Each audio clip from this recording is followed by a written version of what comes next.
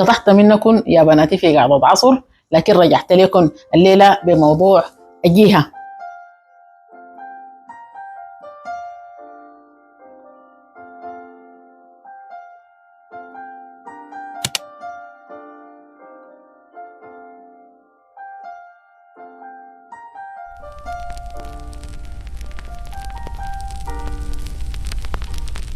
ونستنا الليلة في قعدة عصر يا بناتي عن الجهة.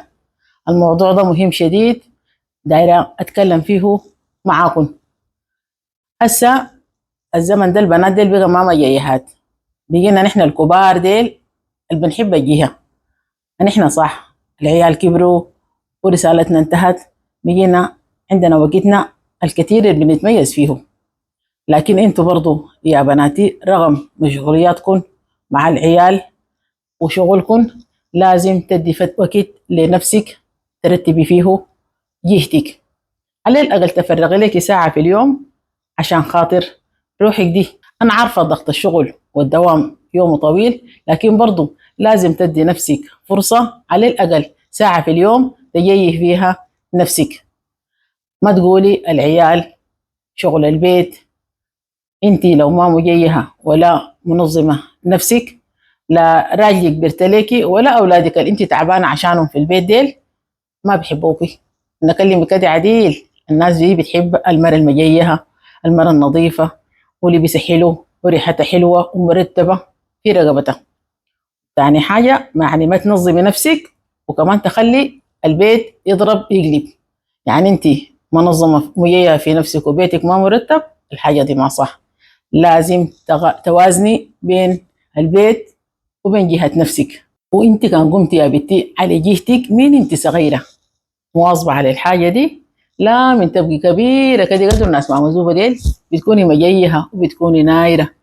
ونسابتك ديل لما عرسوكي لولد عايزينك مرة سمحة ومنظمة، حمواتك يفتخروا بيكي ديك مرة أخوي ما شايفينها كيف منظمة وجيهة. ما توعدي إلا عندك مناسبة عشان انت حتى انت تحنني حتى انت تجيهي نفسك. الكلام ده ما صح. روحك دي انت كان بقيتي مجيهة، معنوياتك فوق، نفسياتك حلوة، تشعري بالسعادة وبتحبي الحياة. والحياة انت كان حبيتيها هي ذاتها بتحبك. أقلها أطيب الطيب المادة، استحميتي جريتي لك كحلة كده في عينك ولبستي لك كده حاجة حلوة بتشعري بتغيير وبتكوني مجيهة زي ما قلت لك. ويا بناتي لو عندك أولاد وعندك بنات بيشوفوكي انت بتعملي شنو هم ذاتهم بيعملوا زيك. لو لقوكي جايطة بالتالي هم ذاتهم حيكونوا ما مرتبين، لكن لقوكي انت مجيهة ومنظمة ومرتبة أولادك حيقوموا على الحاجة دي، الحاجة اللي هم بيشوفوها بيقوموا عليها. تاني حاجة الجهة واللبس والنظام، يعني ده سلوك. انت طالما منظمة نفسك ومرتباها دي حاجة حلوة شديد وحاجة من مصلحتك انت وبيشهد لك بها الحوالينك. يعني أقل شيء تقومي تخصصي لك عباية، بقيتي طالعة تخصصي لك عباية بطرحتها لطلعاتك اللي انت ماشية سوبر ماركت ماشية عند الجيران، ما تطلعي بصورة ما منظمة ولا مرتبة. ما في داعي لتوب الهزاز، جرى لك شبشب بتاع بيت، ماشية عند الجيران انت مكعكة شعراتك. ذنبهم شنو الناس اللي انت ماشية لهم ديل يشوفوكي بالمنظر ده؟ دايما يا جماعة نحن لما نجي طالعين نكون مهذبين نفسنا. ما تقول هاي مشوار قريب عند جيراني هنا، لا ده ما أبدا صورة انت تطلعي بها من بيتك. توب الهزاز ده يعني من أحب الثياب عندنا ومن الموروثات حقتنا، نحن بنحبه لكن نلبسه في البيت لما الكهرباء تقطع بالذات لأنه بارد وخفيف. لكن للطلعات يا بنتي ما بنصح به نهائي. شايفين الصينية دي يا بناتي؟ دي صينية ماما زوبة. أي واحدة من بناتي لازم يكون عندها صينية زي صينية ماما زوبة دي، تكون قاعدة وين؟ في الكومودينة بتاع السرير الدبل حقها جنبها جنب راسها كويس. يلا انت محتويات الصينيه شنو؟ انت اول حاجه يعني الدلكه خليها قاعده في الحمام. اول ما استحميتي بعد الشاور طوالي بتقومي تدعكي جسمك بالدلكه، بعد ما تطلعي بترطبي بالمخمريات تعطري بها جسمك. بالنسبة للخمر كل يوم ما بنجيب الخمر كلها مع بعض بنستخدمها في يوم واحد. كل يوم بيكون عندنا نكهة جديدة، نوع خمرة معين. خمرة الضفرة بنخليها ليوم الخميس عشان الخميس يكون حلو. يلا تقومي تستخدميها وتحطي صندالتك في أماكن النبض. من صليت العشاء عملتي حاجاتك دي بتنومي ريحتك حلوة بمزاج. تاني حاجة عندنا يعني الشعر، احنا لازم نهتم بغسيل الشعر أقل حاجة في الأسبوع مرة، يعني ممكن مرتين في الأسبوع لكن أقلها مرة. تغسلي شعرك، تفتحي المسامات بتاعت الفروة بتاعت الراس دي، كترة الزيوت اللي انت بتخطيها كل يوم في الشعر بتقفل لك المسامات، بتطلع لك ريحة ما حلوة في الشعر. انت لو ما شاماها الناس القريبين ليكي بيشموها.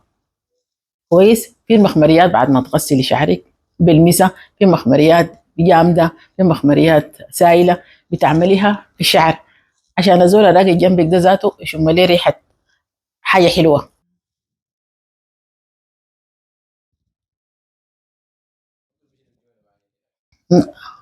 جبنتك برد ذاتها مع الكلام.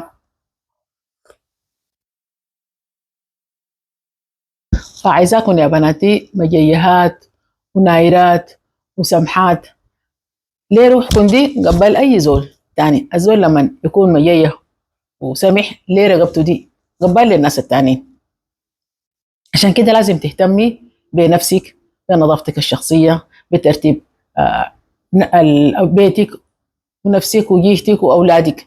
وما تنسي يا بنتي لازم تشيلي من راجلك شهريا حق جيها حقتك. كويس. هو ما بيبخليكي طالما انت شايفك انت بتجيهي وبتتمسحي وبترتبي نفسك ما بيقبليكي. لكن انت ما مجيها ولا منظمه حالك ولا مرتبه حالك، تيجي تقول له اديني قروش ما بديكي.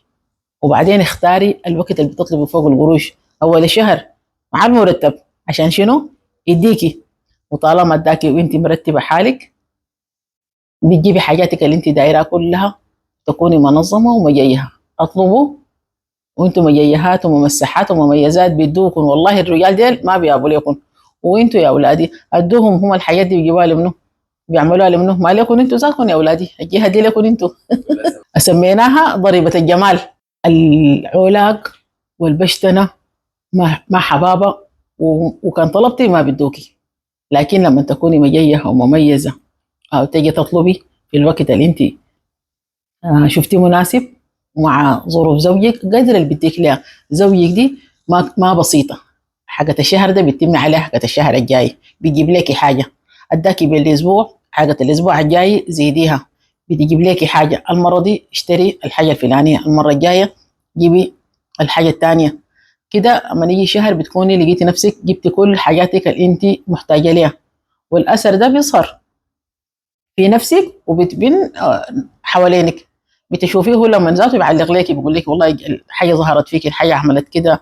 هذه انت رفع معنويات، هم ذاتهم يعني بيرفعوا معنوياتكم لما يشوفوكم انتم مجيهين ومميزين. بيتك مبخر، انت مجيهه في نفسك، بيتك نظيف، اولادك مرتبين، حالكم مرتب. دي بتشعر الاسره بتكون يعني شعره بالسعاده وبيكونوا مبسوطين. رغم انه في ضغوط في الحياه وفي مشاكل، لكن الحاجات الفرعية بتخلي الزول مبسوط، وده بيظهر وبيبان في نفسك انت وفي اسرتك. فرغ العمل قال لي الصينية الجهة حقت ماما زوبة دي في الموقع ما في. لو انت عايزة تخطيها لبناتك اقترحي لهم، لو هم حابين الحاجة دي نحن بنخطها لكم في الموقع وتبقى صينية ماما زوبة حقت الجهة. وانتوا رايكم شنو يا بناتي؟ دايرات تكون مجيهات ومميزات، ودي حاجه دايره لكم مزوبه من انت صغار كده تقوموا على الجهه وعلى السماحه وعلى ميزتكم، لا من تبقوا كبار كده قدر ما مزوبه مجيهات وسمحات ونايرات. خلاص خصصي لك يوم واحد كده ان شاء الله بس في الشهر اتحنن فوقه يا بنتي. والله الحنه دي تسويها في يدينك وفكر عينك تبين في وشك. اهم حاجه ان شاء الله بس يوم واحد في الشهر انك تتحنني فوقه يا بنتي.